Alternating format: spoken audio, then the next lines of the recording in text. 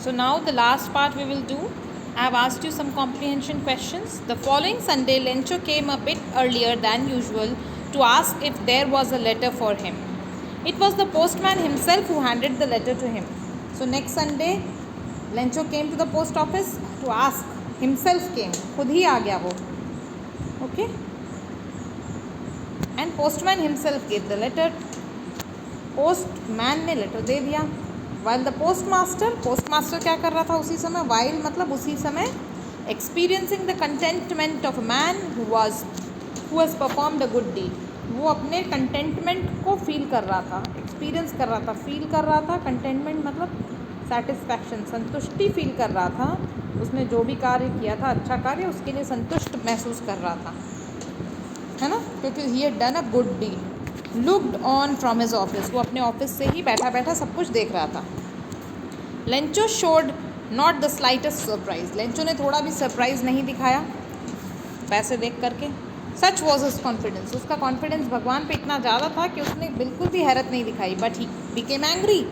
बल्कि वो तो गुस्सा हो गया. When he counted the money. क्यों गुस्सा हो गया? God could not have made a mistake. भगवान गलती नहीं कर सकते हैं.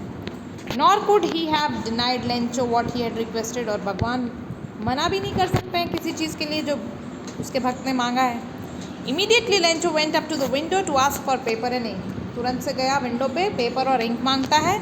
On the public writing table. Public writing table मतलब लोगों के लिए, कस्टमर्स के लिए जो राइटिंग टेबल है वहाँ जाता है. He started to write. उसने लिखा with much wrinkling of eyebrows. जो उसके आईब्रोज है ना आँख के ऊपर के, वो पहले सीधे ही होंगे जब रिलैक्स्ड होगा, लेकिन जब टेंशन में होते हैं तो आईब्रोज कैसे बन जाते हैं? आईब्रोज सिकुड़ जाते हैं.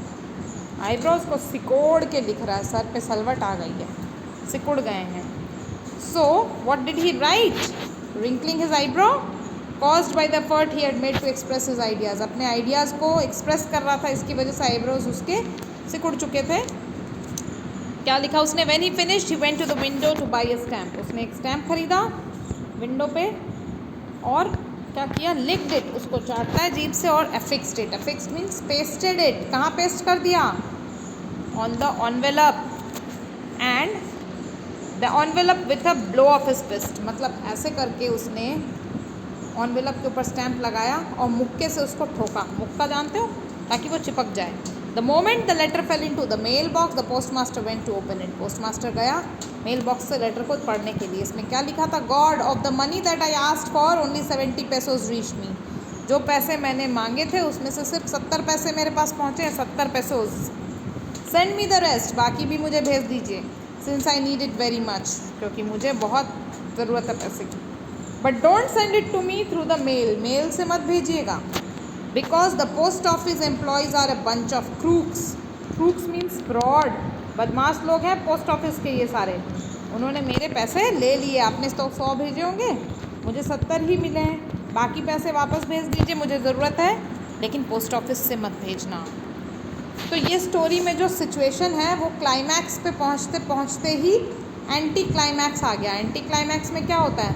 हम जो उम्मीद कर रहे होते हैं जस्ट उसका उल्टा हो जाता है. पोस्टमास्टर उम्मीद कर रहा था कि कोई उसे सराहेगा, कोई उसकी तारीफ़ करेगा, लेकिन ऐसा नहीं हुआ. इसके विपरीत लेंचो ने तो उन लोगों को क्रूक्स, फ्रॉड्स बता दिया, बदमाश लोग बता दिया. So this is the story. I hope you have understood and ask me for any doubt if you have.